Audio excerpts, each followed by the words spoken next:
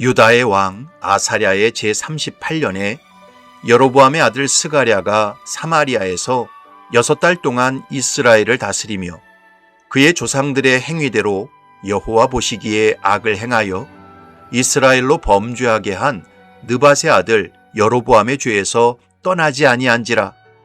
야베스의 아들 살룸이 그를 반역하여 백성 앞에서 쳐 죽이고 대신하여 왕이 되니라. 스가랴의 남은 사적은 이스라엘 왕 역대지략에 기록되니라. 여호와께서 예후에게 말씀하여 이르시기를 네 자손이 4대 동안 이스라엘 왕위에 있으리라 하신 그 말씀대로 과연 그렇게 되니라. 아멘.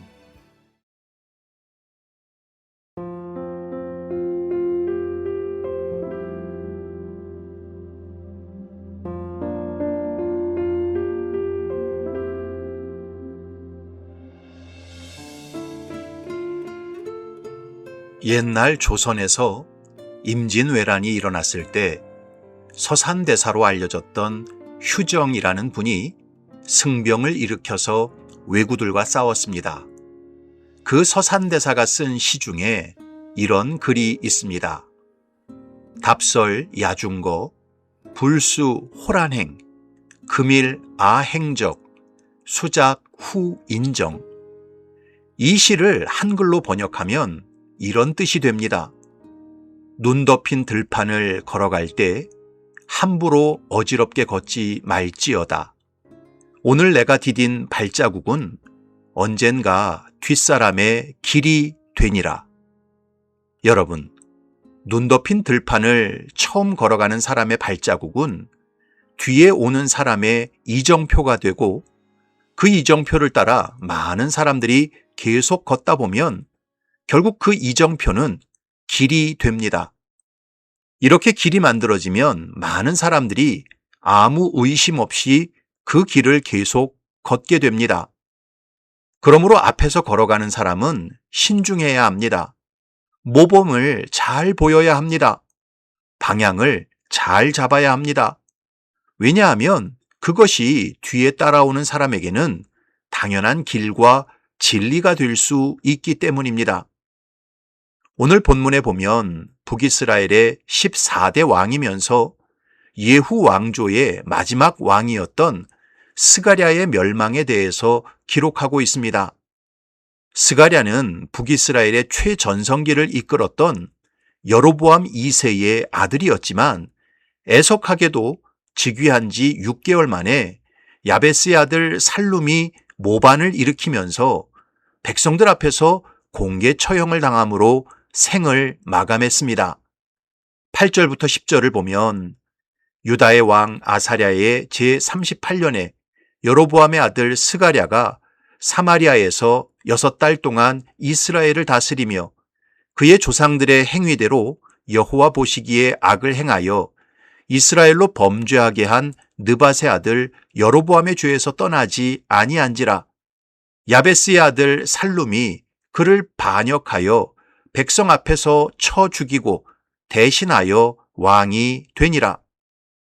스가랴는 왕으로서 어떤 대단한 업적을 남길 시간도 없이 즉위한 지 6개월 만에 죽었습니다.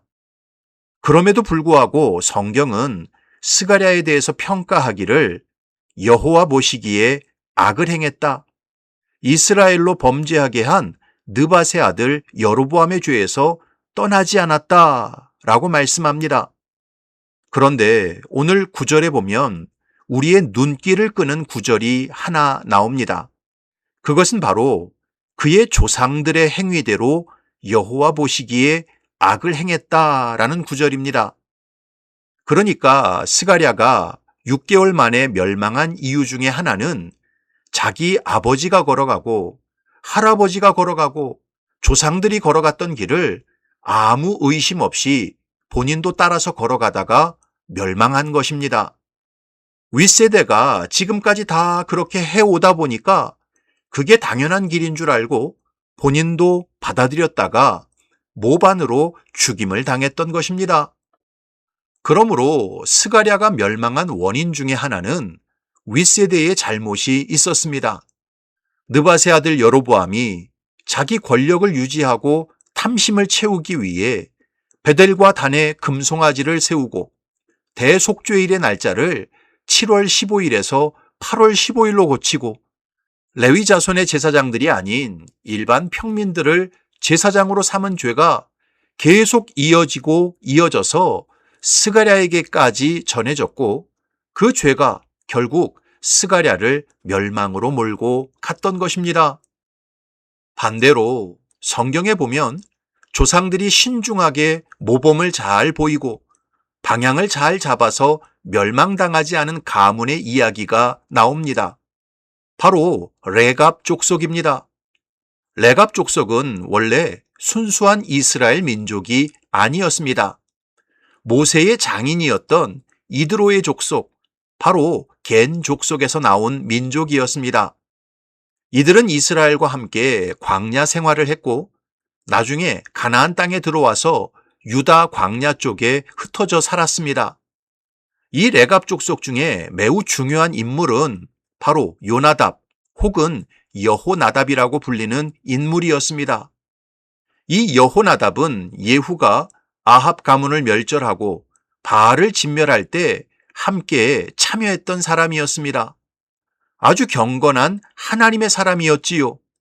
열왕기하 10장을 보면 예후가 거기에서 떠나가다가 자기를 맞이하러 오는 레갑의 아들 여호나답을 만난지라 그의 안부를 묻고 그에게 이르되 내 마음이 네 마음을 향하여 진실함과 같이 네 마음도 진실하냐 하니 여호나답이 대답하되 그러하니이다. 이르되 그러면 나와 손을 잡자. 손을 잡으니 예후가 끌어 병거에 올리며 이르되 나와 함께 가서 여호와를 위한 나의 열심을 보라 하고 이에 자기 병거에 태우고 사마리아에 이르러 거기에 남아있는 바 아합에게 속한 자들을 죽여 진멸하였으니 여호와께서 엘리야에게 이르신 말씀과 같이 되었더라. 여호나답은 북이스라엘의 우상 숭배와 세속적인 타락을 보면서 자기 자손들을 여호와 신앙으로 보호하기 위해 아주 엄격한 규율 4가지를 가훈으로 남겼습니다. 첫 번째는 포도주를 마시지 말라는 것이었습니다. 이것은 세속적 쾌락과 타락을 차단하기 위한 조치였습니다. 두 번째는 집을 짓지 말라는 것이었습니다. 이것은 정착 생활로 인한 물질적 탐욕을 방지하기 위한 조치였습니다. 세 번째는 파종하지 말라는 것이었습니다. 이것은 예측 가능한 농경사회의 정착 문화를 거부하고 하나님만 신뢰하며 살아가게 하기 위한 조치였습니다.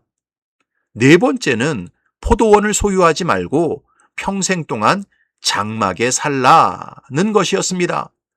이것은 인생이 나그네와 같고 그림자와 같은 존재인 것을 가르치기 위한 조치였습니다. 레갑 족속은 이런 여호나답의 교훈을 예레미야 선지자가 활동할 때까지 무려 250년의 세월이 흐른 시점까지 신실하게 지켜왔던 것입니다. 선민이라고 자부했던 이스라엘 백성들은 살아계신 하나님의 율법을 다 배반하고 타락의 길을 걸어갔지만 이방 민족이었던 레갑 족속은 선조였던 여호나답의 계명을 끝까지 신실하게 지키고 순종했던 것이지요. 그래서 하나님께서 예레미야 선지자를 통해 레갑 족속에게 이런 축복의 말씀을 선포하셨습니다. 예레미야 35장을 보면 그러므로 만군의 여호와 이스라엘의 하나님께서 이와 같이 말씀하시니라. 레갑의 아들 요나답에게서 내 앞에 설 사람이 영원히 끊어지지 아니하리라 하시니라. 유대 역사가였던 요세푸스의 기록에 의하면 남유다가 멸망하고 바벨론 포로로 다 끌려갔지만 레갑 족속은 나중에 바벨론 포로에서 돌아온 이후에도 성전에서 하나님을 섬기는 직무를 계속 감당했다고 합니다. 사랑하는 성도 여러분, 북이스라엘의 14대 왕이었던 스가랴는 그의 조상들이 물려준 악한 행위, 우상숭배의 죄를 답습하다가 즉위한 지 6개월 만에 멸망하고 말았습니다. 그러나 레갑 족속은 그들의 조상 여호나답이 명령한 거룩하고 복된 계명을 250년 이상 지킴으로써 바벨론 포로기를 뛰어넘어 성전에서 계속 하나님을 섬기는 영광스러운 가문이 되었습니다. 이런 성경의 역사를 보면서 성도들은 내 자녀들과 자여손들의 영원한 구원과 행복을 위해 하나님 앞에서 신실한 삶을 살아야 합니다.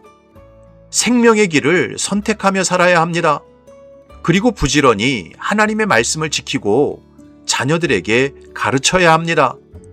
그럴 때 하나님께서 주시는 하늘의 신령한 은혜와 땅의 기름진 복이 나와 내 자녀들과 자여손들에게 계속 이어질 것입니다. 이런 복된 삶을 살아가는 저와 여러분이 되시기를 주님의 이름으로 축원합니다. 아멘.